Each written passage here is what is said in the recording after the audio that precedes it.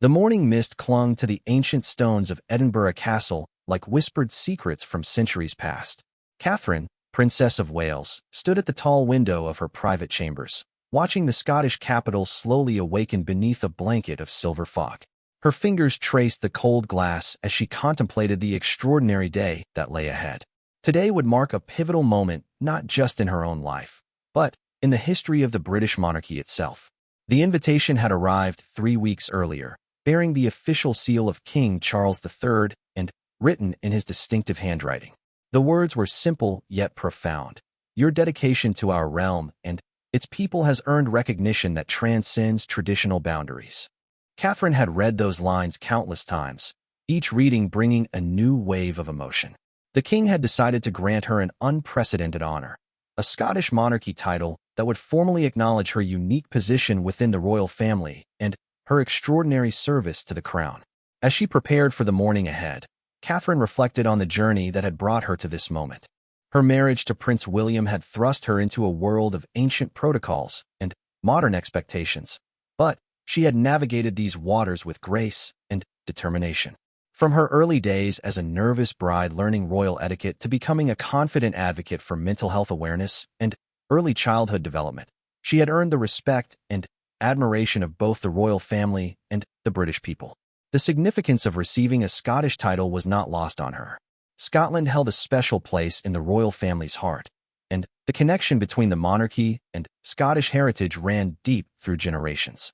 King Charles himself had always maintained strong ties to Scotland, spending considerable time at Balmoral and supporting Scottish causes throughout his life. For him to bestow such an honor upon Catherine spoke volumes about her standing within the family and her contributions to the monarchy's future.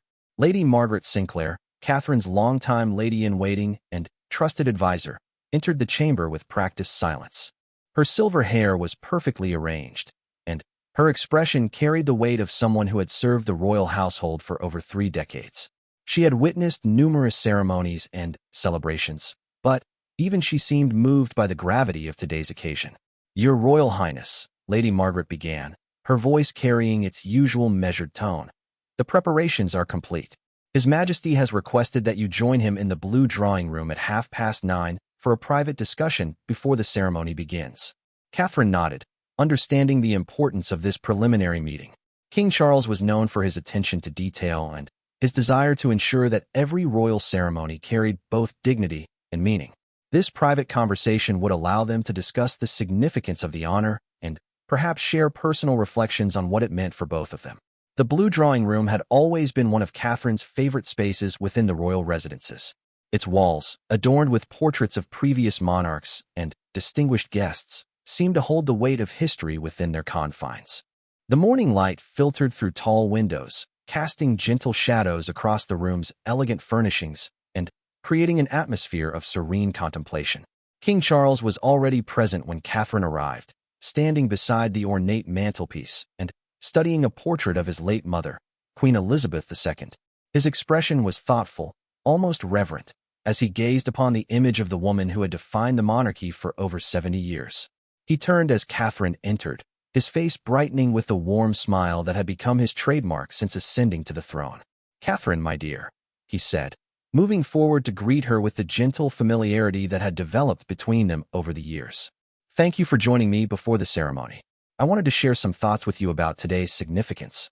They settled into comfortable chairs positioned near the window, the Edinburgh skyline providing a fitting backdrop for their conversation. The king's manner was both formal and paternal, reflecting his dual role as monarch and father-in-law. Catherine had always appreciated his ability to balance these relationships, offering guidance and support while maintaining the necessary protocols of royal life. "This honor," King Charles began, his voice carrying the weight of centuries of tradition, "represents something far greater than a ceremonial title. It acknowledges your unique contribution to our family and to the Commonwealth. Your work with early childhood development, your advocacy for mental health awareness, and your natural ability to connect with people from all walks of life have demonstrated the very best qualities of modern monarchy." Catherine listened intently, feeling the profound responsibility that came with such recognition. She had always approached her royal duties with seriousness and dedication, but Hearing these words from the king himself reinforced her understanding of the impact her work had achieved. Your late mother-in-law, the king continued, glancing once again toward the portrait, often spoke of the importance of service above self. You have embodied that principle in everything you do. This Scottish title will formalize your connection to a land and people that hold special meaning for our family, and it will provide you with an additional platform from which to continue your valuable work. The conversation continued for nearly an hour, covering not just the day's ceremony, but also Catherine's future role within the evolving monarchy. King Charles shared his vision for a streamlined royal family that remained relevant and connected to contemporary society while preserving essential traditions and values. Catherine's position as a bridge between the older generation of royals and the younger members made her particularly valuable in this transition. As they talked, the sounds of preparation could be heard throughout the castle. Staff members moved with practiced efficiency, ensuring that every detail of the ceremony would unfold flawlessly. The guest list included representatives from across Scotland, members of the royal family, government officials, and leaders from various charitable organizations that Catherine had supported throughout her years of service. The historical significance of the ceremony was not lost on anyone involved in its planning. It had been decades since a new Scottish royal title had been created, and the decision to grant one to Catherine marked a recognition of her unique position within the modern monarchy. Royal historians had spent weeks researching precedents and protocols, ensuring that every aspect of the ceremony would honor both Scottish traditions and contemporary royal practices. Prince William had arrived at the castle the previous evening, having traveled from London after completing a series of engagements related to his own charitable work. His presence at the ceremony was essential, not just as Catherine's husband, but as the heir to the throne and someone who understood better than anyone the dedication and sacrifice that royal service required. The couple had spent a quiet evening together, walking through the castle grounds and discussing the significance of the honor Catherine was about to receive. William had been instrumental in supporting his wife's charitable endeavors and had witnessed firsthand her growth as a royal and as a public figure. His pride in her achievements was evident, and he understood how much this recognition meant to her personally. The media attention surrounding the ceremony had been intense, but respectful. Royal correspondents from around the world had gathered in Edinburgh to witness and report on the historic occasion. The public's reaction had been overwhelmingly positive, with many people expressing their appreciation for Catherine's years of dedicated service and their approval of the king's decision to honor her in such a meaningful way. Social media platforms had been filled with messages of support and congratulations from people across the Commonwealth and beyond. The ceremony represented something that many found appealing about the modern monarchy: its ability to recognize merit and service while maintaining connections to history and tradition. As the morning progressed, Catherine returned to her chambers to begin the final preparations for the ceremony. The dress she had chosen was elegant yet understated, reflecting her personal style while acknowledging the formality of the occasion. The deep blue color was particularly appropriate, as it reflected both the Scottish flag and the royal family's connection to Scotland. Her stylist and dresser worked with quiet efficiency, ensuring that every detail was perfect. The jewelry Catherine had selected included pieces that had belonged to Queen Elizabeth II, a touching tribute to the late monarch and a symbol of continuity within the royal family. These personal touches added emotional depth to what might otherwise have been merely a formal ceremony. The ceremony itself would take place in the Great Hall of Edinburgh Castle, a space that had witnessed countless historic moments throughout its long existence. The hall had been carefully prepared for the occasion, with seating arranged to accommodate the distinguished guests while maintaining clear sight lines for the ceremonial proceedings. Scottish elements had been incorporated throughout the ceremony's design, from the traditional music that would accompany the proceedings to the involvement of Scottish dignitaries and representatives. These touches ensured that the ceremony would feel authentically connected to Scottish culture and heritage, rather than simply being a royal event that happened to take place in Scotland. As the appointed time approached, Catherine felt a mixture of nerves and excitement. This was unlike any other royal engagement she had undertaken. While she had grown comfortable with public appearances and ceremonial duties, receiving such a significant honor felt different. It represented not just recognition of her past work, but also an expectation for her future contributions to the monarchy and to the people it served. The sound of bagpipes in the distance signaled that the ceremony was about to begin. These stirring melodies, so deeply connected to Scottish identity and culture, provided an emotional backdrop that enhanced the significance of the occasion. For Catherine, hearing these sounds while preparing to receive a Scottish title felt like a perfect convergence of personal achievement and cultural celebration. Lady Margaret made one final check of Catherine's appearance, adjusting a small detail here and there with the practiced eye of someone who had overseen countless royal preparations. Her expression conveyed both professional satisfaction and personal pride as she stepped back to admire the result. "You look magnificent, Your Royal Highness," she said simply, but her words carried genuine warmth and affection. Catherine took a deep breath, gathering her composure for the moment ahead. Through the window, she could see the crowds that had gathered outside the castle, hoping to catch a glimpse of the historic ceremony. Their presence reminded her of the public dimension of royal life and the responsibility that came with representing the monarchy to people across the realm. The walk from her chambers to the Great Hall would give her a few final moments to prepare mentally for the ceremony. She thought about the charities she supported, the people she had met during years of royal engagements, and the causes that had become central to her identity as a member of the royal family. This honor would provide new opportunities to continue and expand that work. As she began that walk, Catherine carried with her not just the anticipation of receiving an unprecedented honor, but also a renewed sense of purpose and commitment to the service that had brought her to this remarkable moment in her life. And in the history of the British monarchy, the Great Hall of Edinburgh Castle had been transformed into a venue worthy of the historic occasion that was about to unfold. Centuries-old stone walls bore witness to the careful preparations that had taken place over the previous weeks. Tapestries depicting Scottish heraldry adorned the spaces between ancient windows, while floral arrangements featuring Scottish thistles and English roses symbolized the union that the ceremony would celebrate. Distinguished guests had begun arriving in the early morning hours, each person aware that they were about to witness something unprecedented in recent royal history. The seating arrangement reflected careful consideration of protocol and precedence, with members of the royal family occupying positions of honor, while representatives from Scottish institutions, government officials, and leaders from Catherine's charitable organizations filled the remaining seats. Princess Anne arrived with her characteristic punctuality and no-nonsense demeanor, wearing a navy ensemble that reflected both her practical nature and respect for the solemnity of the occasion. Her presence carried particular significance, as she had long been regarded as one of the hardest-working members of the royal family and someone who understood the dedication required for effective royal service. Her approval of Catherine's recognition was evident in the warm smile she offered when greeting other family members. The Duke and Duchess of Edinburgh entered together, their own experience of receiving new titles relatively recently, giving them particular appreciation for what Catherine was about to experience.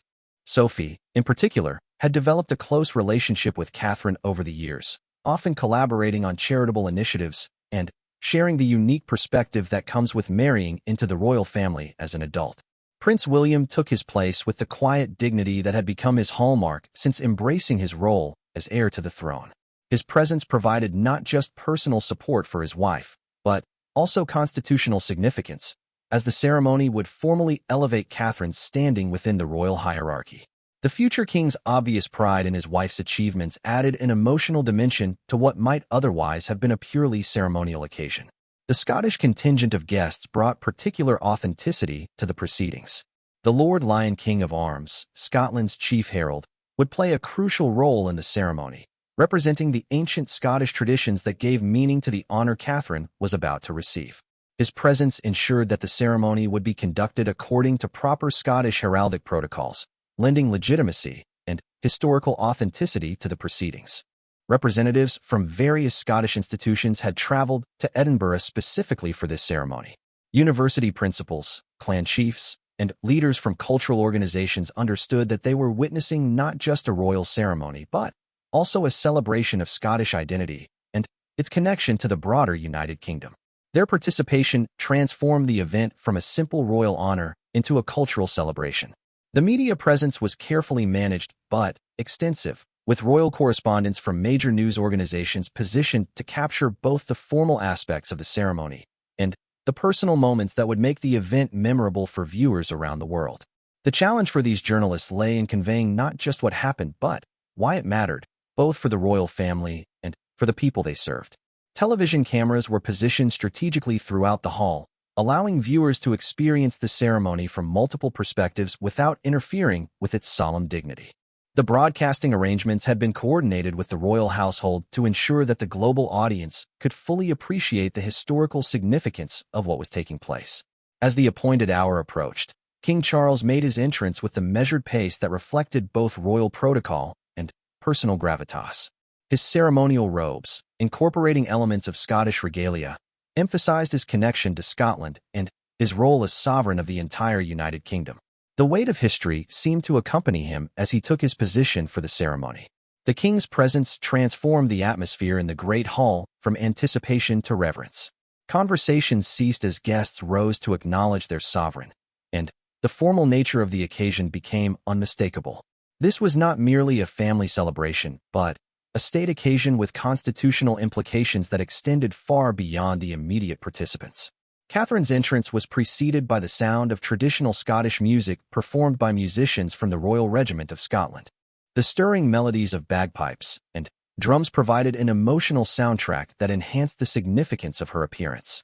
As she walked through the hall, her composure and grace reflected the years of experience that had prepared her for this moment. Her dress had been chosen to honor both Scottish heritage and royal tradition. The deep blue fabric echoed the colors of the Scottish flag, while maintaining the elegance expected at such a formal occasion. Jewelry borrowed from the royal collection included pieces that had belonged to previous generations of royal women, creating a tangible connection to the history she was about to join. The ceremonial elements of the proceedings followed protocols that had been carefully researched and adapted for this unique occasion. While the granting of Scottish titles followed established traditions, the creation of a new title for Catherine required careful consideration of precedent and innovation. Royal historians had worked closely with Scottish heralds to ensure that every aspect of the ceremony honored both tradition and contemporary relevance. The Lord Lion King of Arms stepped forward to read the proclamation that would formally create Catherine's new title. His voice carried the authority of centuries of Scottish heraldic tradition as he announced the creation of a title that recognized both her service to the crown and her special connection to Scotland. The words of the proclamation had been carefully crafted to reflect the unique nature of this honor, while maintaining the dignity expected of such documents. By the grace of Her late Majesty Queen Elizabeth II, and now by the will of His Majesty King Charles III, the Lord Lion began, his voice echoing through the ancient hall. Recognition is hereby granted to Catherine, Princess of Wales, for her exemplary service to the crown and her dedication to the people of Scotland and the Commonwealth. The formal language of heraldry carried particular power in this setting, connecting the present ceremony to centuries of similar occasions while acknowledging the unique circumstances that had brought it about. Each phrase had been carefully considered not just for its immediate meaning, but for its historical significance and future implications. King Charles stepped forward to participate directly in the ceremony, his role as sovereign making him the only person authorized to grant such recognition. His words to Catherine were both formal and personal, acknowledging her specific contributions while placing them within the broader context of royal service and tradition. Your dedication to early childhood development has transformed countless lives, the king observed, his voice carrying both monarchical authority and personal warmth. Your advocacy for mental health awareness has helped break down barriers that have prevented too many people from seeking the help they need. Your natural ability to connect with people from all backgrounds has demonstrated the very best qualities of modern monarchy. The ceremony continued with the formal presentation of documents and symbols associated with Catherine's new title. A specially commissioned piece of Scottish jewelry, incorporating traditional Scottish stones and metalwork, was presented as a tangible symbol of her connection to Scotland. This piece would become part of her personal collection while also serving as a formal reminder of the honor she had received. The participation of Scottish craftsmen in creating these ceremonial objects added authenticity to the proceedings while supporting traditional Scottish arts and crafts. The attention to these details reflected the broader understanding that the ceremony was about more than just Catherine personally. It was about celebrating the connections between England and Scotland and the role of the monarchy in maintaining those relationships. Prince William's presence during the ceremony carried particular significance as the future king witnessed his wife receive formal recognition for her contributions to the monarchy they would one day lead together. His obvious pride in her achievements was evident to everyone present, and his support provided a personal dimension to what might otherwise have been a purely formal occasion. The emotional high point of the ceremony came when King Charles spoke directly about Catherine's character and contributions. His words went beyond the formal requirements of the occasion to offer personal observations about the woman who had become such an important member of his family and the royal institution. Catherine has brought to our family not just dedication and intelligence, but also a warmth and authenticity that resonates with people across our realm, he said, his voice carrying genuine affection. Her approach to royal duties reflects the best traditions of service while embracing the possibilities of modern communication and engagement. The gathered guests responded with genuine warmth to these personal touches, understanding that they were witnessing not just a formal ceremony but also a family's recognition of one of their own. The balance between official protocol and personal sentiment created an atmosphere that was both dignified and emotionally engaging. Scottish elements continued throughout the ceremony, from the music performed between formal segments to the participation of Scottish dignitaries in various aspects of the proceedings. These touches ensured that the ceremony felt authentically connected to Scottish culture rather than simply being a royal event that happened to take place in Scotland. The involvement of representatives from Catherine's charitable organizations added another dimension to the ceremony's meaning. These individuals understood firsthand the impact of her work and could appreciate the significance of formal recognition for her contributions. Their presence transformed the ceremony from a purely royal occasion into a celebration of charitable service and social impact. As the formal elements of the ceremony concluded, there was a palpable sense of satisfaction among all participants. Something significant had been accomplished, not just the granting of a title but the formal acknowledgement of a new model of royal service that combined tradition with innovation and personal authenticity with institutional responsibility. The conclusion of the ceremony marked the beginning of a new chapter in Catherine's royal life.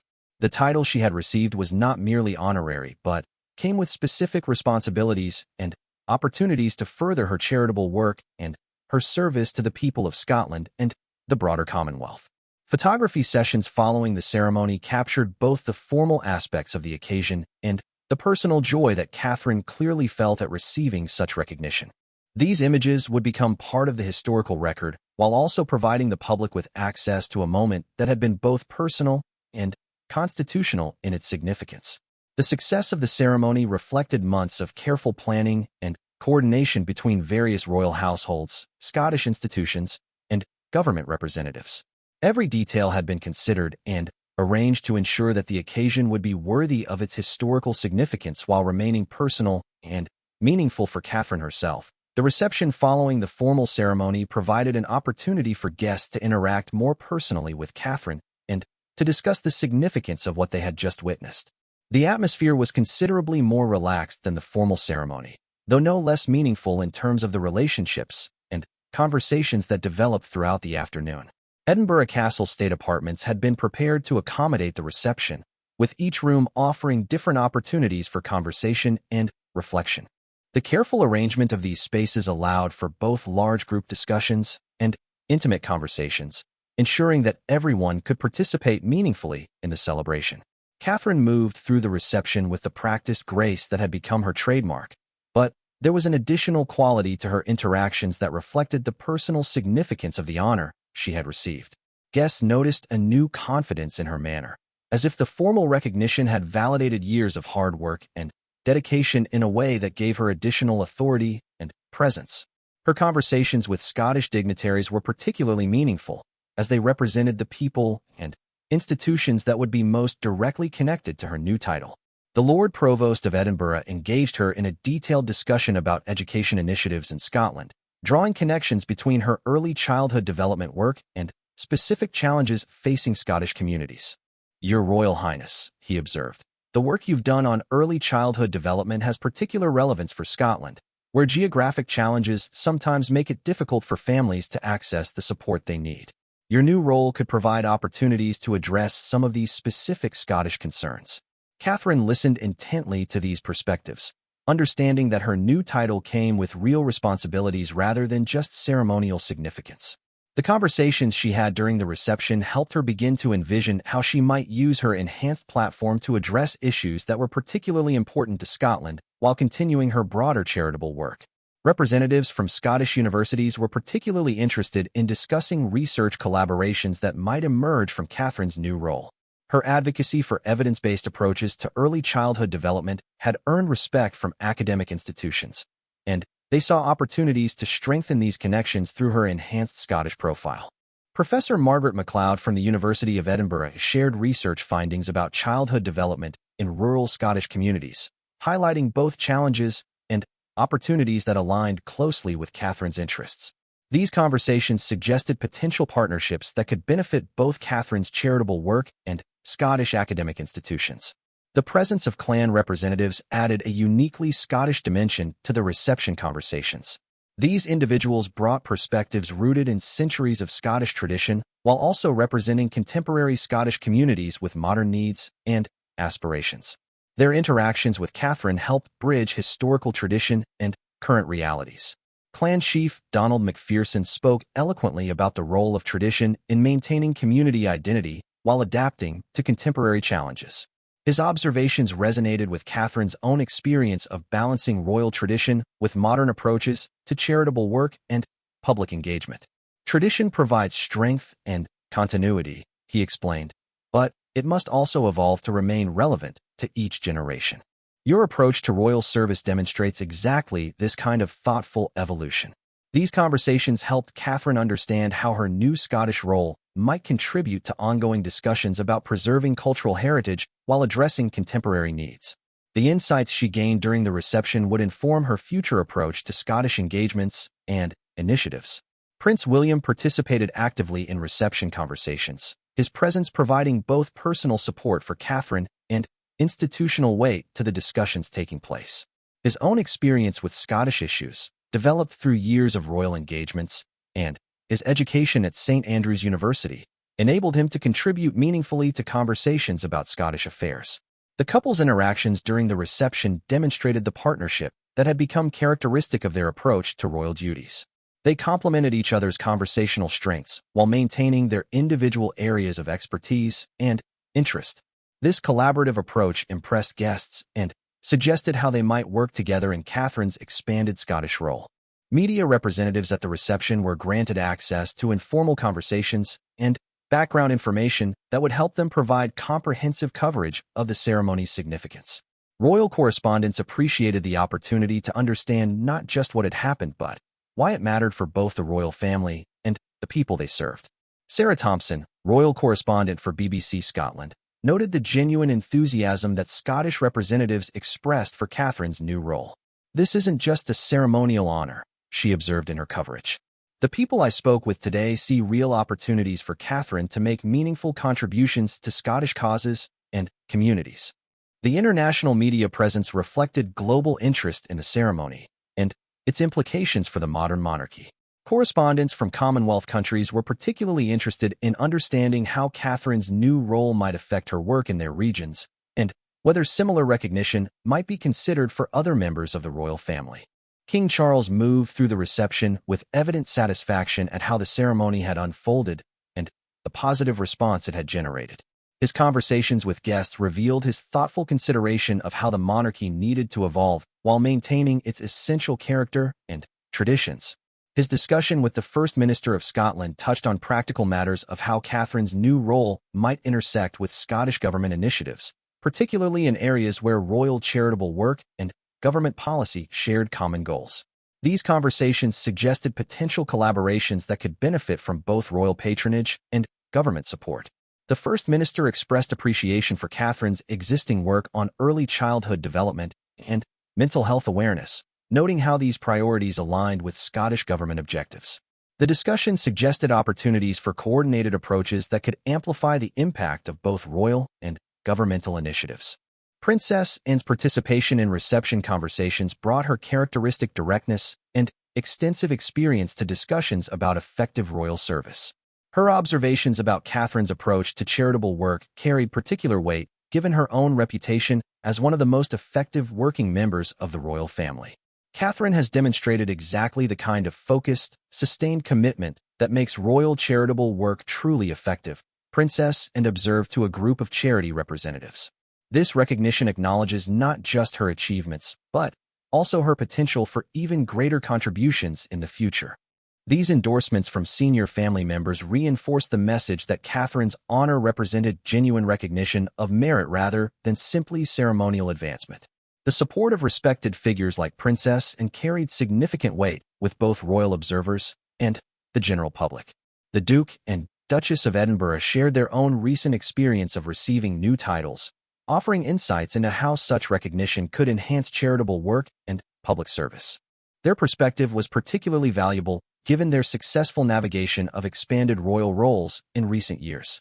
Sophie, Duchess of Edinburgh, spoke privately with Catherine about the opportunities and responsibilities that come with new royal recognition.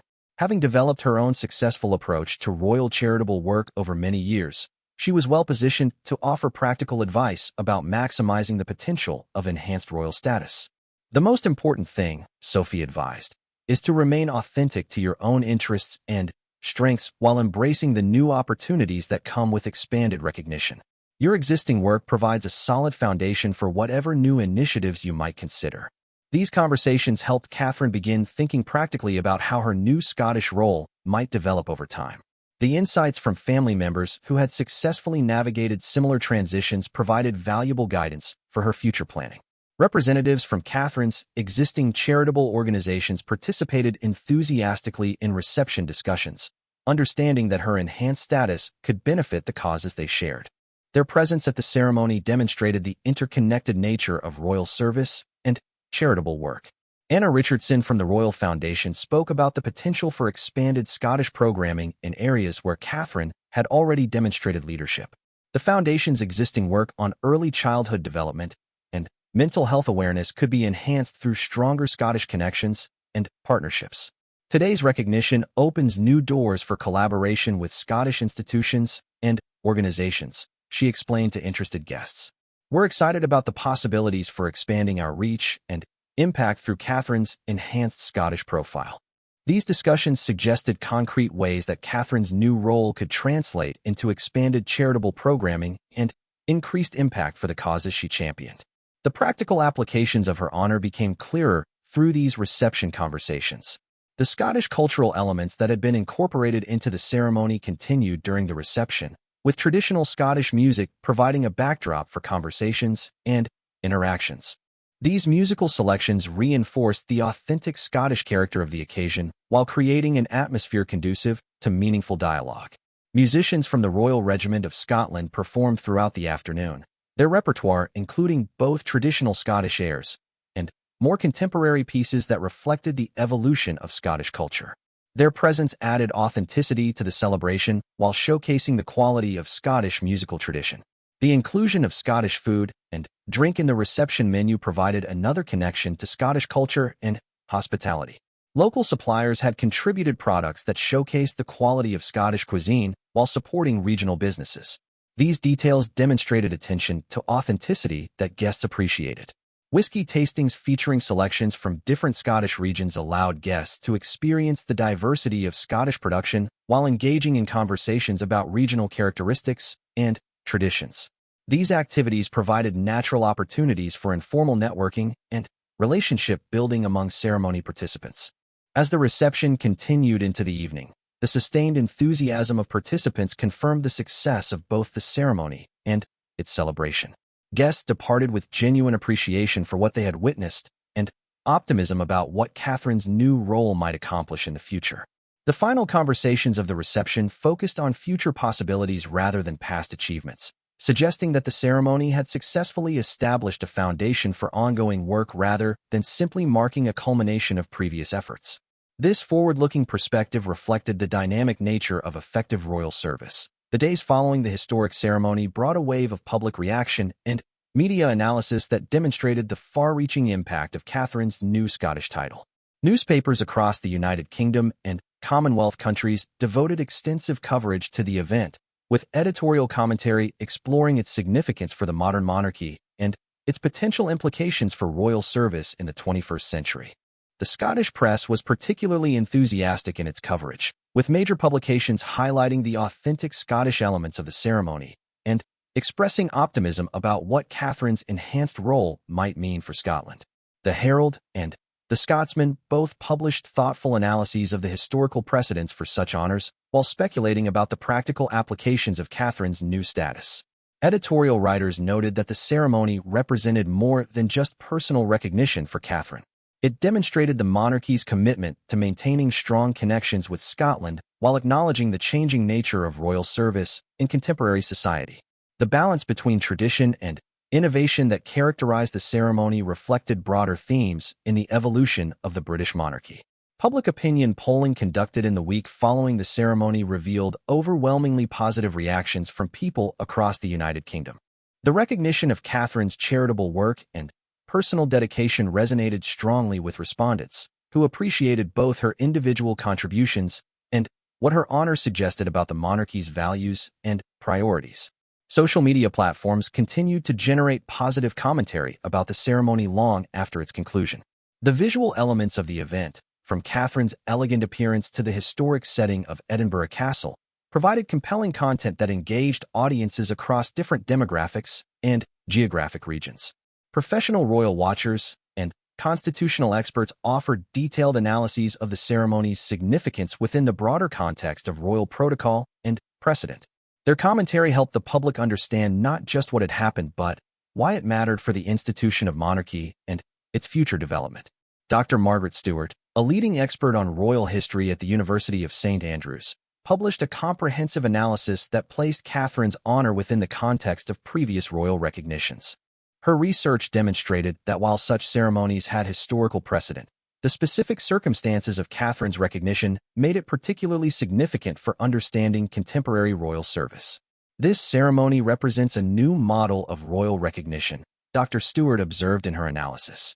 Rather than simply acknowledging birthright or political alliance, it formally recognizes merit-based service and genuine contribution to charitable causes.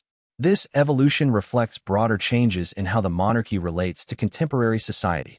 Such expert commentary helped frame the ceremony as part of ongoing constitutional and cultural evolution rather than simply an isolated ceremonial event.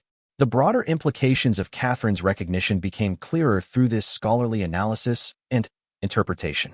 International reaction to the ceremony was notably positive, with royal correspondents from Commonwealth countries expressing particular interest in what Catherine's enhanced role might mean for their regions.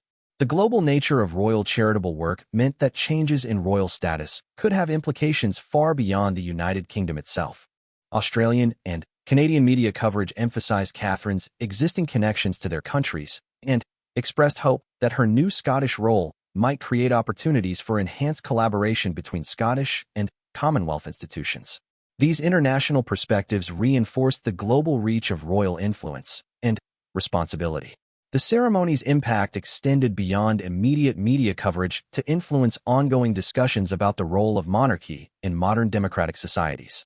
Academic conferences and policy forums began incorporating references to Catherine's recognition as an example of institutional adaptation and evolution. Political commentators noted that the positive public reaction to Catherine's honor suggested continued support for the monarchy among populations that might otherwise be skeptical of hereditary institutions. The meritocratic aspects of her recognition appealed to democratic sensibilities while maintaining traditional ceremonial dignity. Behind the scenes, royal household staff began implementing the practical aspects of Catherine's enhanced role. New protocols were developed to accommodate her expanded Scottish responsibilities, while existing charitable organizations prepared to integrate Scottish elements into their programming. The Royal Foundation established a Scottish advisory committee to guide the development of Catherine's work in Scotland. This committee brought together representatives from Scottish institutions, charitable organizations, and academic institutions to ensure that her efforts would address genuine Scottish needs and priorities. Planning began for Catherine's first official engagements in her new Scottish role, with careful attention to selecting activities that would demonstrate the practical applications of her enhanced status. These early engagements would set the tone for her future Scottish work while building on the positive foundation established by the ceremony. Scottish charitable organizations reported increased interest from potential donors and volunteers following the ceremony's publicity. The association with Catherine's recognition seemed to have elevated the profile of Scottish charitable work more generally, creating opportunities that extended beyond her specific areas of focus. Universities across Scotland began developing proposals for research collaborations that might benefit from royal patronage or support. Catherine's advocacy for evidence-based approaches to charitable work had impressed academic institutions, and they saw opportunities to contribute to her efforts while advancing their own research objectives. The economic impact of the ceremony itself was notable, with Edinburgh businesses reporting increased activity from visitors who had traveled to Scotland specifically for the event or had extended their stays to experience more of Scottish culture and heritage. This economic benefit reinforced arguments about the practical value of royal ceremonies and celebrations. Tourism officials noted sustained interest in Edinburgh Castle and other royal-connected Scottish sites following the ceremony's extensive media coverage. The positive publicity had enhanced Scotland's profile as a destination while reinforcing its connections to royal history and contemporary royal activity. Cultural institutions across Scotland experienced increased engagement following the ceremony, with museums and heritage sites reporting greater public interest in Scottish royal history and traditions. This cultural impact demonstrated how contemporary royal events could enhance appreciation for historical heritage. Catherine herself began adapting to the practical realities of her enhanced status, working with her private office to develop strategies for balancing her existing charitable commitments with new Scottish responsibilities. The challenge lay in expanding her impact without diluting the effectiveness of her established work. Her first post-ceremony public engagement took place at a children's hospital in Glasgow, where she had the opportunity to demonstrate how her new Scottish role might enhance her existing advocacy for early childhood development and healthcare initiatives. The visit generated positive coverage while illustrating the practical applications of her honor. The hospital visit allowed Catherine to engage directly with Scottish healthcare professionals and learn about specific challenges facing Scottish families. These conversations informed her understanding of how her charitable work might be adapted to address distinctly Scottish needs and circumstances. Prince William accompanied Catherine on several of her early Scottish engagements, his presence demonstrating family support while allowing him to contribute his own perspectives on Scottish affairs. Their collaborative approach impressed observers and suggested how they might work together in their future roles as king and queen. The couple's joint appearances in Scotland generated sustained positive coverage and helped reinforce public understanding of how Catherine's new role fit within the broader framework of royal service and responsibility. Their obvious partnership in charitable work appealed to public sensibilities about modern marriage and collaboration. King Charles made several public statements expressing his satisfaction with the positive reaction to Catherine's recognition and his confidence in her ability to fulfill the responsibilities that came with her enhanced status. His continued support provided institutional backing for her expanded role. The king's comments also addressed broader themes about the evolution of royal service and the monarchy's adaptation to contemporary needs and expectations. His articulation of these themes helped frame Catherine's recognition as part of a thoughtful institutional development rather than an isolated ceremonial gesture. Charitable organizations that had worked with Catherine in her previous role began receiving inquiries from Scottish institutions interested in developing partnerships or collaborations. The enhanced profile that came with her new title seemed to create networking opportunities that benefited the broader charitable sector.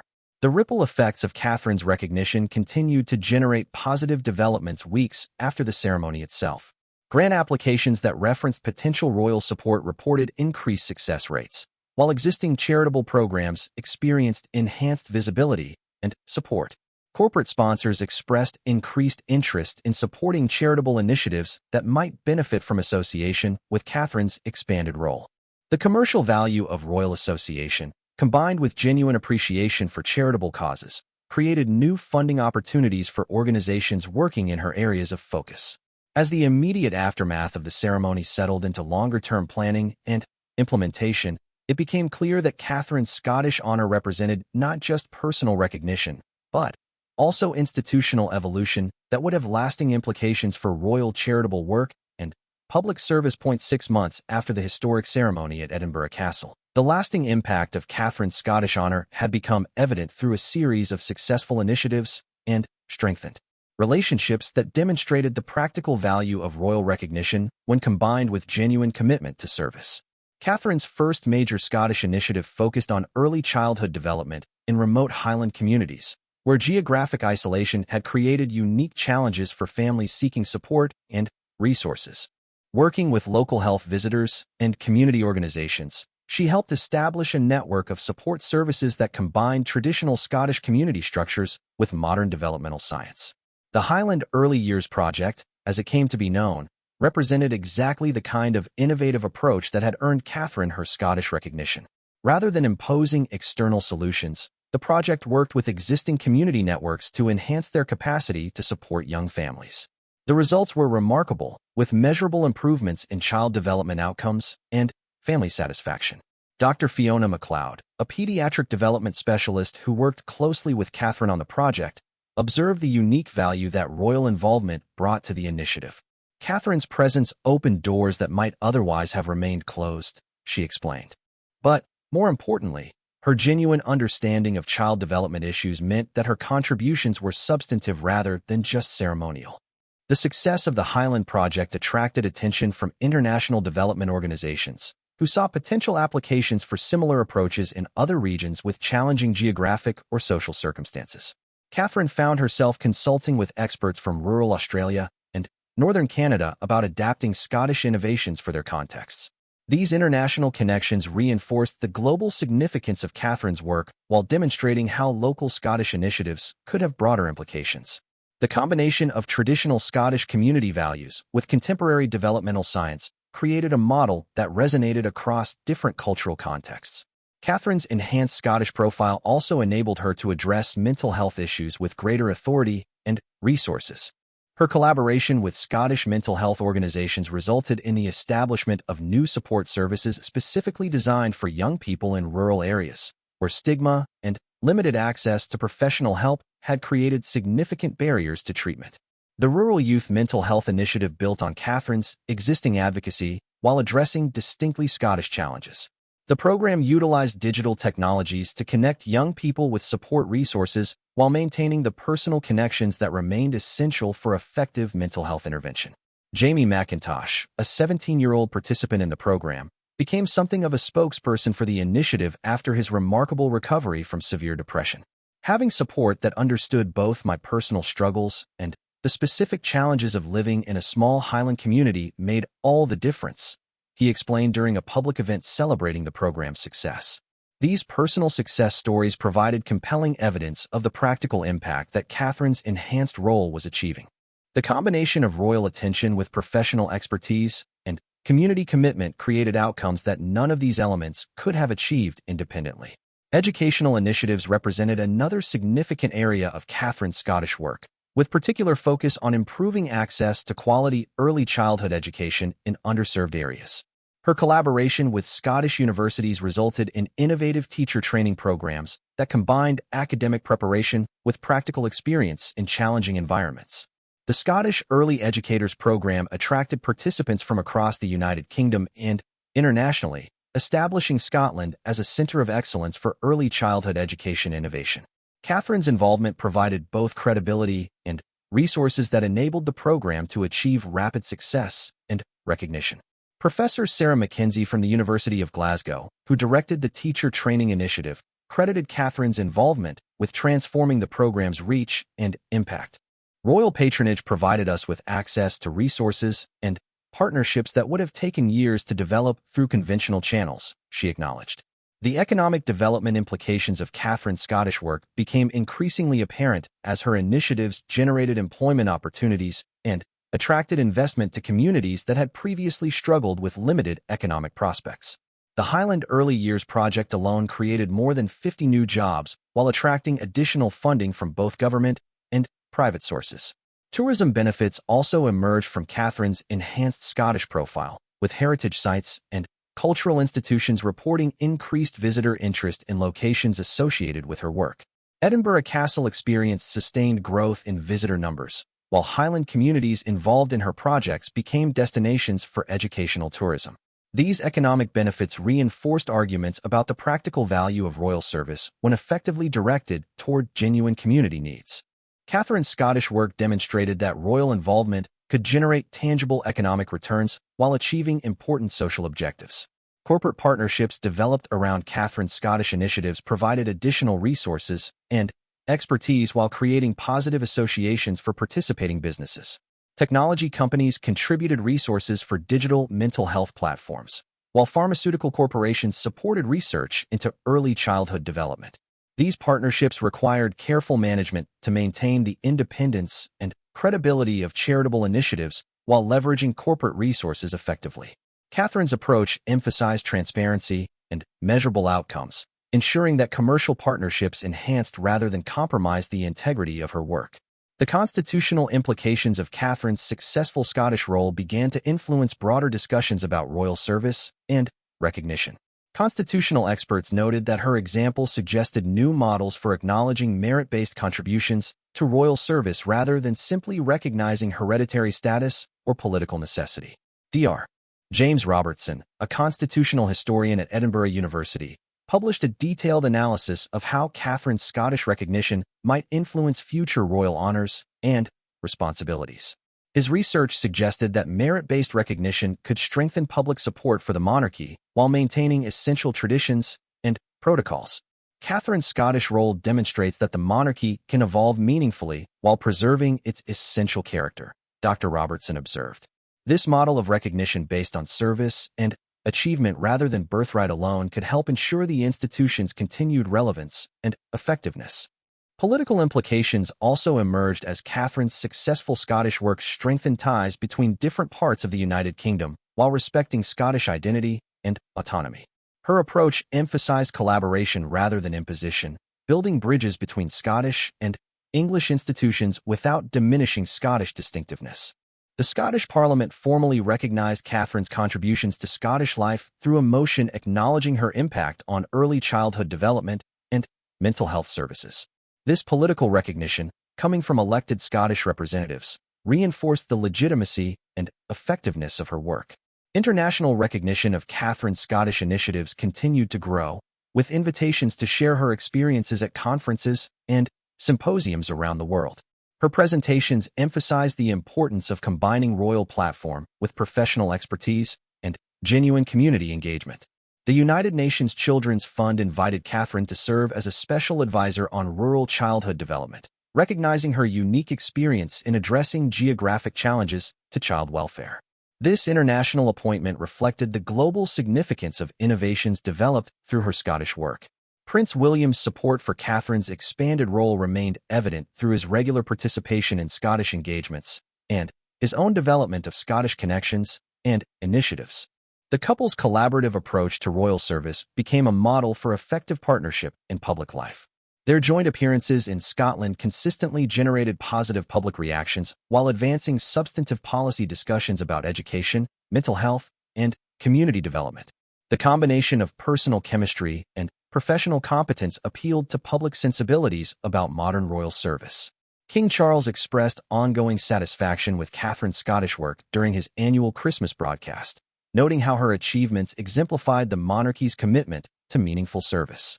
His public acknowledgement reinforced institutional support while encouraging continued innovation and expansion. The king's comments also addressed broader themes about the monarchy's evolution and its relationship with different parts of the United Kingdom. His articulation of these themes helped frame Catherine's work as part of institutional development rather than personal achievement alone. As Catherine's first year in her enhanced Scottish role drew to a close, planning began for an anniversary celebration that would review achievements while identifying priorities for future work. The event would provide an opportunity to assess impact, acknowledge collaborators, and chart directions for continued development. The anniversary planning process revealed the extensive network of relationships and initiatives that had developed around Catherine's Scottish work.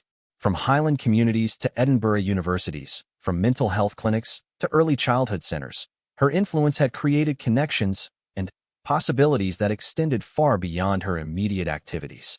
Evaluation studies commissioned to assess the impact of Catherine's first year demonstrated measurable improvements in child development outcomes, mental health service access, and educational opportunities across the regions where her initiatives had been implemented. These objective assessments provided evidence of genuine impact beyond ceremonial significance.